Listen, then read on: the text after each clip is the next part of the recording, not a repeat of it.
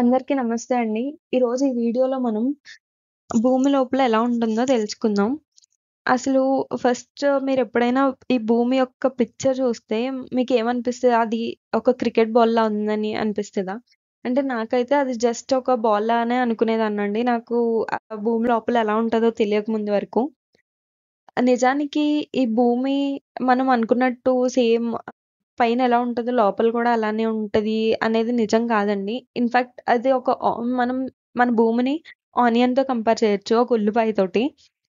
ఈ ఉల్లిపాయకి ఎలా అయితే లేయర్స్ ఉంటాయో పొరలు, మన భూమికి కూడా అలానే పొరల కింద ఉంటదండి. ఒక్కొక్క లేయర్‌లో డిఫరెంట్ టెంపరేచర్ ఉంటది. డిఫరెంట్ ప్రెషర్ ఉంటుంది. డిఫరెంట్ మెటీరియల్స్ ఉంటాయి. సో, ఇలా ఉంటదండి మన భూమి. దాని గురించి మనం డీటెయిల్డ్‌గా ఈ వీడియోలో చూద్దాము.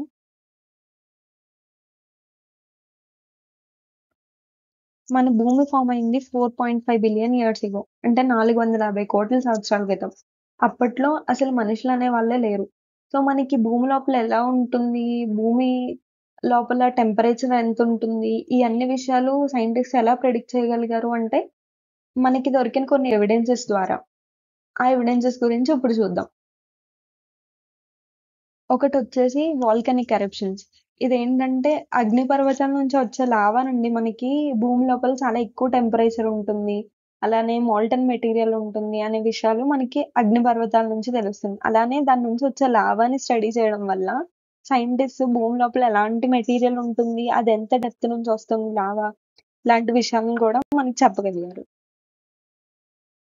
నెక్స్ట్ వచ్చేసి ఎర్త్‌క్వేక్స్ అంటే భూకంపాలు. మన భూమి మీద ఇలా భూకంపాలొచ్చినప్పుడు వాటి నుండి కొన్ని వేవ్స్ అనేవి జనరేట్ అవుతాయండి. ఈ వేవ్స్ గురించి నేను సెపరేట్‌గా ఇంకో వీడియో కూడా చేస్తాను. ఇప్పుడు ఈ ఈ వేవ్స్ చాలా రకాలుంటాయి. పీ వేవ్స్ అని, ఎస్ వేవ్స్ అని, సర్ఫేస్ వేవ్స్ అని.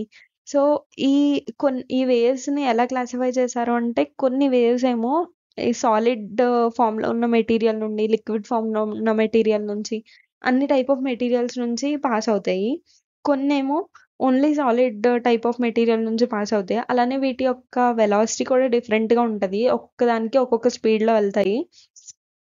సో, ఇలాంటి వేవ్స్ ఇలాంటి వేవ్స్‌ని స్టడీ చేయడం వల్ల మన ఎర్త్ లోపల ఎలాంటి టైప్ ఆఫ్ మెటీరియల్ సాలిడ్ ఉందా? లిక్విడ్ ఉందా? వాటి డెన్సిటీ, అవి ఎంత డెప్త్ నుంచి ఎర్త్‌కి పైకొచ్చింది. ఇలాంటి విషయాలు సైంటిస్ట్ మనకి చెప్పగలిగారు. నెక్స్ట్ వచ్చేసి మైనింగ్ ఆపరేషన్స్ అండి. ఇవి తవ్వకాలు. మన భూమిలో మన భూమి యొక్క రేడియస్ 6000 కిలోమీటర్స్ కన్నా ఎక్కువుంటుంది. బట్ మనుషులు ఇప్పటి వరకు తవ్వగలిగింది ఒక 12 కిలోమీటర్స్ వరకు. ఈ 12 కిలోమీటర్స్ తర్వాత టెంపరేచర్ చాలా ఎక్కువగా ఉంది. సో, అంతకన్నా ఎక్కువ తవ్వటం పాసిబుల్ కాలేదు. బట్ ఈ 12 కిలోమీటర్స్ నుంచి మనకి చాలా ఎవిడెన్సెస్ దొరికినియి.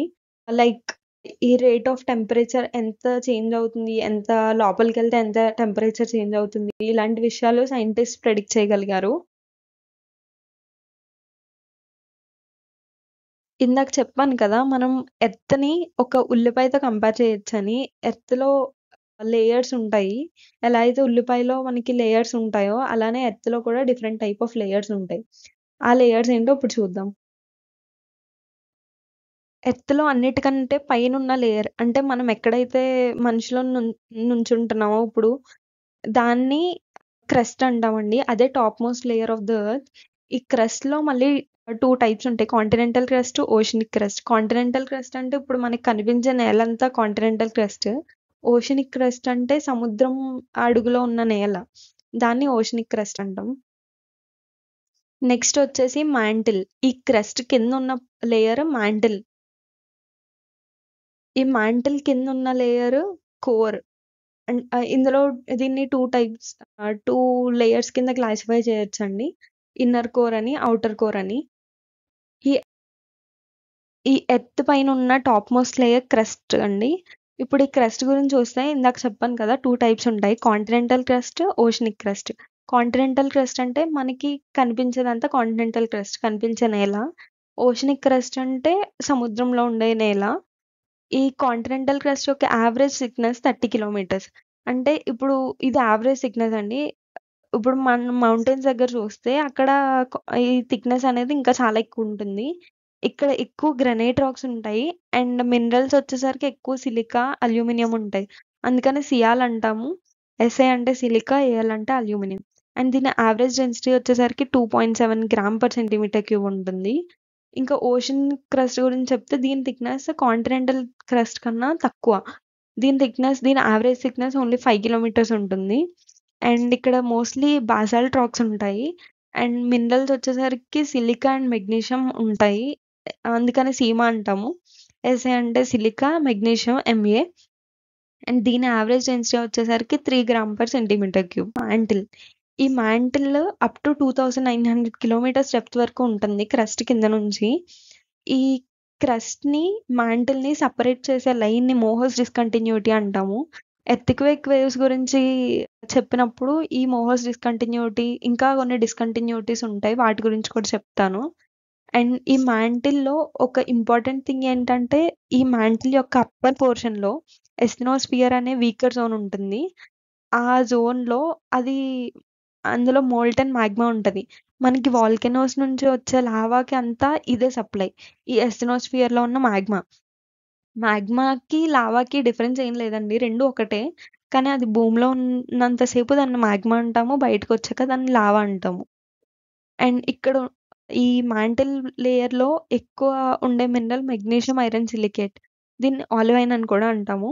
అండ్ దీని డెన్సిటీ ఆబ్వియస్లీ ఇది క్రస్ట్ కన్నా ఎక్కువ డెన్సిటీ ఉంటుంది, ఎందుకంటే ఇది క్రస్ట్ కన్నా కింద ఉంది కాబట్టి. దీని డెన్సిటీ 3 to 3.33 ఉంటుంది.